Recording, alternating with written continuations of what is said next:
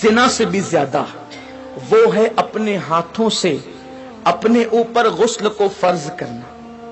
مجھے اس سے آسان اور اس سے باحیا الفاظ اس گناہ کے حوالے کی تشریح کے لیے نہیں مل پا رہے ہیں کہ لوگ اپنے ہاتھوں سے نوجوان حمام کے اندر بیٹھ کر بیت الخلاء میں بیٹھ کر تنہائی میں بیٹھ کر اپنے ہاتھوں سے اپنی عصمت سے کھیلتے ہیں اور وہ اپنے ہاتھوں سے اپنے اوپر غسل کو فرض کرتے ہیں.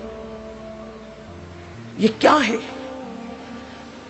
اللہ کے رسول صلی اللہ علیہ وآلہ وسلم فرماتے کہ جو اپنے ہاتھوں سے اپنی شرمگاہوں سے کھیل کر اپنے اوپر غسل لازم کریں، آقا فرماتے اللہ کی، سارے فرشتوں کی اور مجھ محمد کی اس پہ لعنت ہو. حضور جس پہ لعنت کریں. جو بے باک لڑکے ہیں، بے باک چھوکرے ہیں، وہ تو زنا کے اڈوں تک جاتے ہیں، لیکن نام میں ہاتھ جو شریف کہلاتے ہیں وہ ڈرتے ہیں کہ زنا سے پکڑ نہ لیے جائیں، عزت نہ چلی جائے، تو وہ اکیلوں میں بستروں پر، مکانوں میں، دکانوں میں، تنہائیوں میں اپنے ہاتھوں سے اپنے سرمایہ کو برباد کرتے ہیں.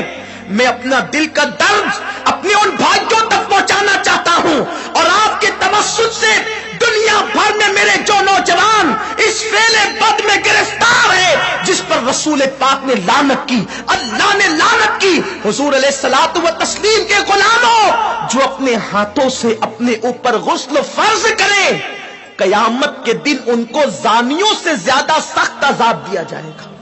زنا کرنے والوں سے بدترین عذاب ان لوگوں کو دیا جائے گا.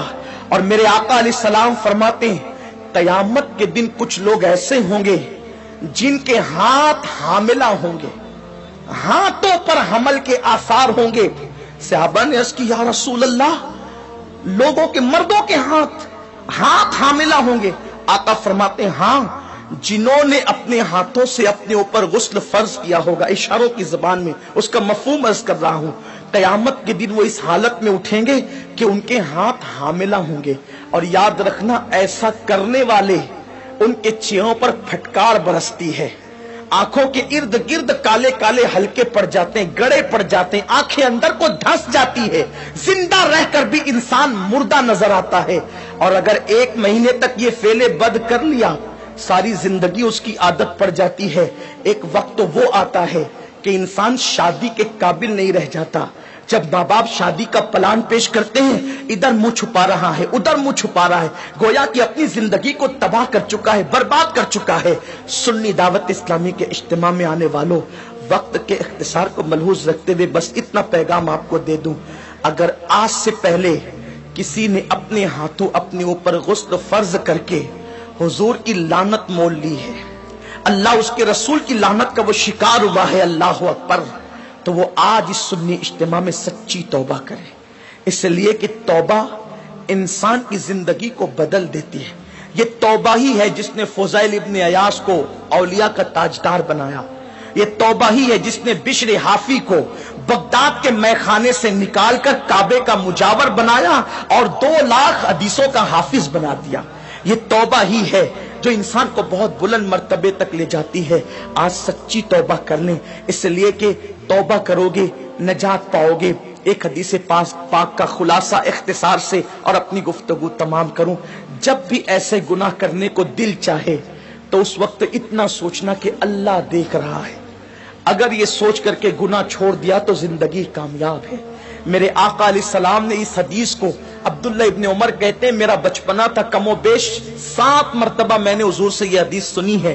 آقا فرماتے ہیں کفل نام کا بنی اسرائیل میں ایک شخص تھا، ایک جوان تھا، گناہ کرنا اس کی عادت تھی. ایک مرتبہ ایک لڑکی کو پیسوں کی ضرورت تھی، محلے میں کسی نے نہیں دیا، سینکڑوں کی ضرورت تھی، اس نے ہزاروں دے دیے. لڑکی نے شکرانے کے طور پہ اسے دیکھا، اس نے لڑکی کو کہا ایک کام کرو، میں نے اتنے پیسے دیے ہیں، اس کے بدلے میں کچھ نہیں چاہتا، بس اتنا چاہتا ہوں کہ تم میرے گھر چل کر تھوڑی دیر بیٹھ جاؤ اور مجھ سے کچھ باتیں کر لو. لڑکی چلی گئی، اس نے ساری کھڑکیاں اور دروازے بند کر دیے اور لڑکی کے ساتھ بیٹھ کر باتیں کرنے لگا. جب کھسک کر کے آگے گیا تو لڑکی کے بدن پر کپ کپی طاری ہو گئی، وہ اٹھ کر کھڑی ہو گئی. اس نے پوچھا اے لڑکی تیری مدد کسی نے تو نہیں کی، پھر آخر اس کھڑکی دروازوں کے بند ہونے کے بعد تو کس سے ڈرتی ہے؟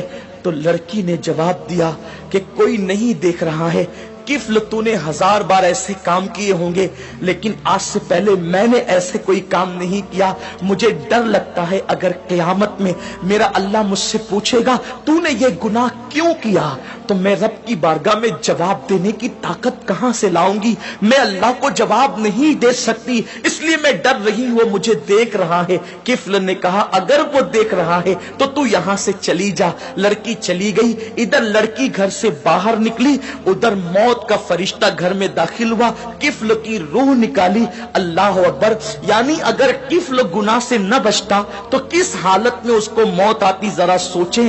بستروں پہ لیٹ کر اپنے اعضاء سے کھیلنے والوں کو میں پوچھنا چاہتا ہوں، گندی تصویریں دیکھ کر اپنے اوپر غسل فرض کرنے والوں کو پوچھنا چاہتا ہوں، زنا کے مناظر دیکھ کر اپنے جذبات پہ بے قابو کرنے والے میری قوم کے جوانوں سے، میرے بھائیوں سے پوچھنا چاہتا ہوں، میں اپنے قوم کے مستقبل کو کتنا تاریک دیکھوں۔ جو قوم کبھی مصلی پر رات گزارتی تھی، پاک آنکھوں کو رو رو کر کے پاک کرتی تھی، آج اس قوم کے جوان بستروں پہ ناپاک ہو رہے ہیں، اپنے ہاتھوں سے ناپاکی کو خرید رہے ہیں۔ اللہ اکبر! سوچو اگر اسی حالت میں موت کا فرشتہ آ گیا اور موت آ گئی تو اللہ کو کیا جواب دو گے؟ کیا منہ دکھاؤ گے رب کی بارگاہ کے اندر؟ اللہ اکبر! کفل جیسی وہ لڑکی گھر سے باہر نکلی، موت کا فرشتہ آیا، کفل کی روح نکالی اور کفل مر گیا۔ جنگل کی آگ کی طرح یہ بات پھیل گئی پورے محلے میں، کفل مر گیا مر گیا مر گیا۔ کچھ عابدان اور زاہدان نے خشک نے باتیں کی، اتنا پاپی تھا، پتہ نہیں اس کا منہ کیسا ہو گیا ہوگا۔ ایسے میں کسی نے کہا کچھ بھی تھا لیکن کلمہ پڑھنے والا تھا، اس کی میت میں جانا تو پڑے گا۔ جب لوگ اس کی میت میں گئے تو اس کے گھر پر قدرتی قلم سے لکھا ہوا تھا کہ کفل اللہ سے ڈر کر ایک گناہ سے بچ گیا، اللہ نے اس کی ساری زندگی کے گناہوں کی مغفرت فرما۔ آؤ ہم بھی سچے دل سے توبہ کر لیں، رب کو منا لیں۔ زندگی کا کوئی بھروسہ نہیں، اور اتنے بڑے اجتماع میں آئے ہو، میں تو بس اتنا کہتا ہوں یہاں سے جاؤ تو یہ عزم لے کر جاؤ، انشاءاللہ نہ گناہ کریں گے نہ گناہ کرنے دیں گے۔ اپنے علاقوں میں جا کر سنی دعوت اسلامی کی شاخیں قائم کریں گے، برکات شریعت کا درس دیں گے، اجتماع کریں گے تاکہ ہمارے نوجوان گناہوں سے بچ سکے۔ ممکن ہے اپنی فغاں سے چند لوگ ہی بچ جائیں تو یہی اپنے لیے نجات کو کافی ہے۔ اللہ تبارک و تعالیٰ سے دعا ہے میرا اللہ مجھے آپ سب کو عمل کی توفیق دے۔ باتیں تو بہت ہے لیکن وقت مختصر ہے۔ یہ قصہ لطیف ابھی ناتمام تھا، جو کچھ یہ قصہ لطیف ابھی ناتمام ہے، جو کچھ بیاں ہوا وہ آغاز باب تھا۔ گفتگو کے درمیان کوئی غلطی اللہ معاف فرمائے۔ وما علینا الا البلاغ